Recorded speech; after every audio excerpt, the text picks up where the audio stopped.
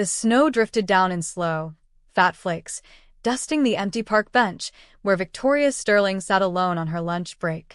35 years old and the youngest CEO her company had ever seen, she had inherited Sterling Media Group from her father 3 years earlier. She looked every inch the part, cream wool coat cut perfectly to her frame, camel scarf knotted with effortless elegance, soft blonde waves framing a face that never betrayed fatigue, even when she felt it in her bones.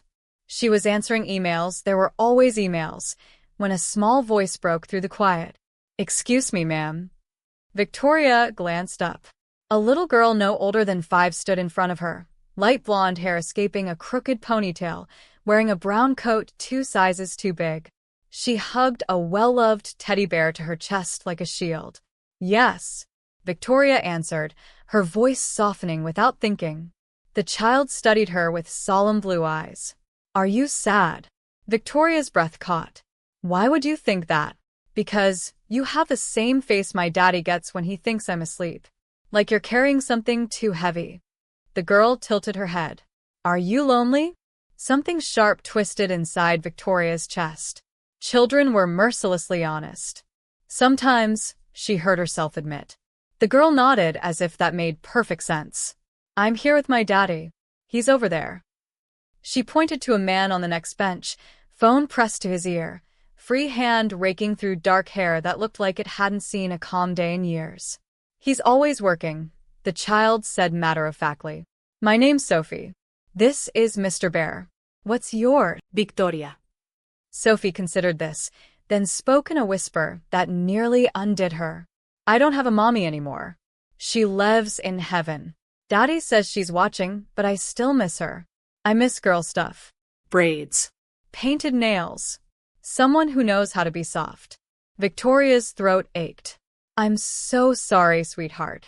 Sophie's eyes grew bright with sudden, desperate hope. "Could I spend one day with you? Just one. You could be my mommy for a day. We could do girl things. I'll be so good, I promise." Victoria felt the tears threaten. This tiny person had looked straight into the hollow place she'd been ignoring for years and named it out loud. "Let me talk to your daddy first, okay? Grown-ups have to agree." Sophie's whole face lit up. She grabbed Victoria's gloved hand and tugged her across the snow-dusted path. The man ended his call the moment they approached. Up close, he was younger than he'd seemed, late 30s maybe, with tired kindness in his eyes and several days of stubble. "Sophie, I told you not to bother people," he said gently. "She didn't bother me," Victoria said quickly. "I'm Victoria Sterling."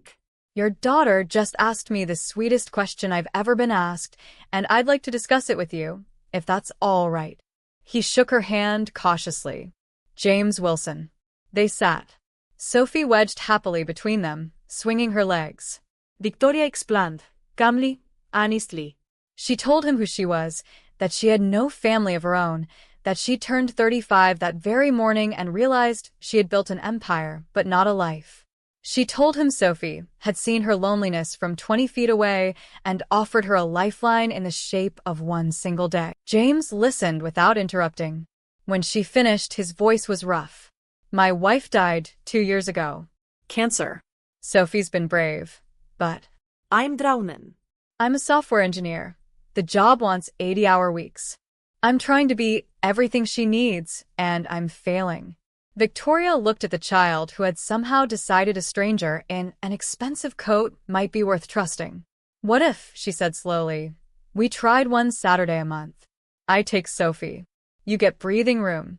She gets girl time. And maybe, if it works, we make it more regular. No pressure. No obligation." James searched her face for a long time. "You do that for people you don't even know?" "I think," Victoria said, surprised by the truth pouring out, "I'd be doing it for me as much as for her." They exchanged numbers. He asked careful, protective questions that night on the phone. She answered every one. By the end of the call, they had a date. One trial Saturday, for weeks away. That first Saturday, Victoria arrived at 9 sharp, more nervous than before any boardroom presentation. Sophie opened the door clutching Mr. Bear, eyes shining like she'd been afraid Victoria might change her mind. "You came," she breathed. I gave you my word. They did everything. Pancakes with smiley faces, the children's museum, hot chocolate with towers of whipped cream. Sophie held her hand everywhere they went and chattered without pause. At 4 o'clock, she looked up and asked, "Can this be every Saturday?" Victoria's heart flipped. "We'll ask your daddy." Every Saturday became their rhythm. Victoria learned how to French braid. Sophie learned that grown-ups could be silly on purpose. Victoria delegated more at work, something unthinkable 6 months earlier, just to keep weekends sacred. One spring afternoon, Sophie asked in a small voice if Victoria would come to the kindergarten mother-daughter tea. "I know you're not my real mommy," she said carefully, "but you're my Victoria, and that's even better than nobody." Victoria went. She poured pretend tea and smiled until her cheeks hurt while Sophie beamed and told everyone, "This is my special person." That evening, James cooked dinner, a new habit. After Sophie was asleep, he reached across the table and took Victoria's hand. "I need to say this before I lose my nerve," he said quietly. "I'm in love with you." I didn't mean to be. "I wasn't looking. But watching you love my daughter the way you do, I'm helplessly, completely in love with you." Victoria felt the tears come without permission. "I love you too. Both of you.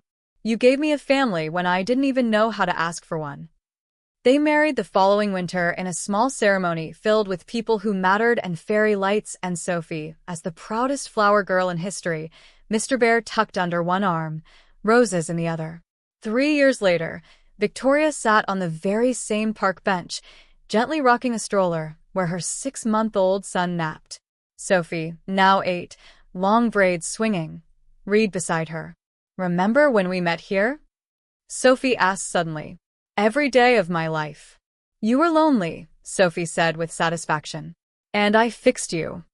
Victoria laughed through the lump in her throat. "Yes, you did, my wise little matchmaker." Sophie leaned her head against Victoria's shoulder. "I think heaven sent me to find you that day. Mom probably told me exactly where to look." Victoria kissed the top of her stepdaughter's head and looked at the stroller, at the ring on her finger, at the life she had never dared to imagine. One question from a brave, motherless girl on a snowy day had turned into forever.